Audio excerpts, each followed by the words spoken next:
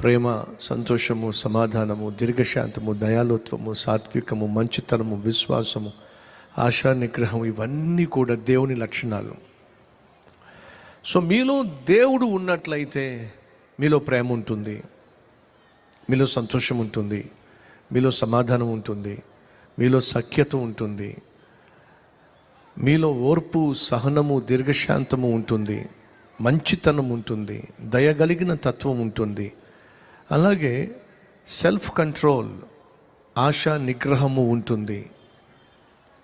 దేన్నైనా సరే కంట్రోల్ చేసుకునేటటువంటి తత్వం నీలో ఉంటుంది. అది ఎప్పుడంటే దేవుడు నీలో ఉన్నప్పుడు. ఆ దేవుడు నీలో ఉండాలని చెప్పే ఈ హృదయాన్ని సృష్టించాడు. ఇప్పుడు నా ప్రశ్న,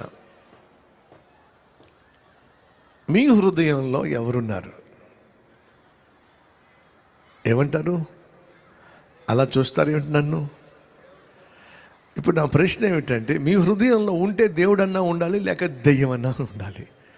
అదేంటి బ్రదర్ అంత పెద్ద మాట అన్నారు? పెద్ద మాట కాదు, అసలు మాటే. ఈ హృదయంలో ఉంటే దేవుడన్నా ఉండాలి, హృదయంలో ఉంటే దెయ్యమన్నా ఉండాలి. ఇప్పుడు నా ప్రశ్న, మీలో ఎంతమంది గుండెల మీద చేయి వేసుకొని చెప్పగలరు, నా హృదయంలో దేవుడే ఉన్నాడు, కాబట్టే నా భార్యను ప్రేమించగలుగుతున్నా, నా భర్తను ప్రేమించగలుగుతున్నా, అందరితో సమాధానంగా ఉండగలుగుతున్నా, సంతోషంగా జీవించగలుగుతున్నా, కష్టంలో ఉన్న వారి పట్ల దయ చూపించగలుగుతున్నా, నలుగురి మధ్య మంచితనాన్ని కనపరచగలుగుతున్నా, సమస్యలు వచ్చినప్పటికీ, కష్టాలు వచ్చినప్పటికీ, బాధలు వచ్చినప్పటికీ, వ్యాధులు వచ్చినప్పటికీ దీర్ఘశాంతంతో, సహనంతో వాటిని ఎదుర్కోగలుగుతున్నా. ఈ లోకం చాలా ఆకర్షణీయంగా ఉంది, కానీ అల్పకాల పాప భోగాలకు తావివ్వకుండా నిగ్రత కలిగి ఉంటున్నా. ఎందుకంటే దేవుడు నాలో ఉన్నాడు కాబట్టి. ఇది నీ సాక్ష్యమా?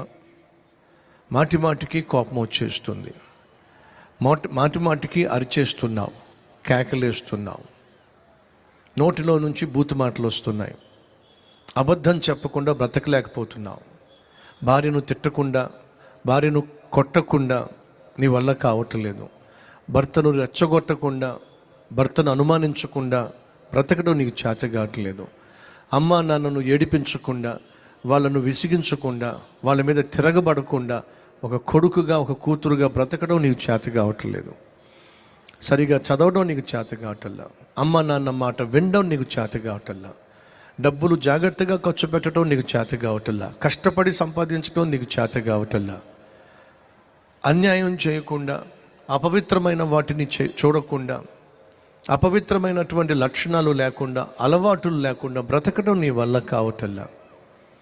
నువ్వు కళ్ళు తెరిస్తే కామంతోనే చూస్తున్నావు, కళ్ళు తెరిస్తే బూతు సినిమాలు చూస్తున్నావు, స్నేహం చేస్తే ఆ స్నేహం ముసుగులో నీచమైన పనులు చేస్తున్నావు, ఒంటరిగా ఉంటే అపవిత్రమైన జీవితం జీవిస్తున్నావు,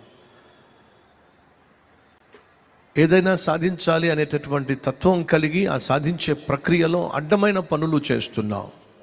ఒకవేళ ఇలా నువ్వు జీవిస్తున్నట్లయితే నీ హృదయంలో ఉన్నది దేవుడు కాదు, మరెవరు? దెయ్యం. ఇప్పుడు డిసైడ్ చేసేసుకుందాం, ఉన్న హృదయంలో దేవుడు ఉన్నాడా, దెయ్యం ఉందా? పాపము చేసే ప్రతి వాని హృదయంలో దేవుడికి చోట్లేదు. నా మాట వింటున్నారా క్రైస్తవ సమాజమా? పాపము చేసే మీలో దేవుడు ఉండే ఛాన్స్ లేదు. ఇది వాస్తవం. ఒకవేళ నీ జీవితాన్ని నువ్వు దెయ్యానికి అప్పగించావనుకో, నీ జీవితాన్ని దెయ్యానికి అప్పగించావనుకో, ఆ దెయ్యం ఏం చేస్తాడు అంటే, సైతాన్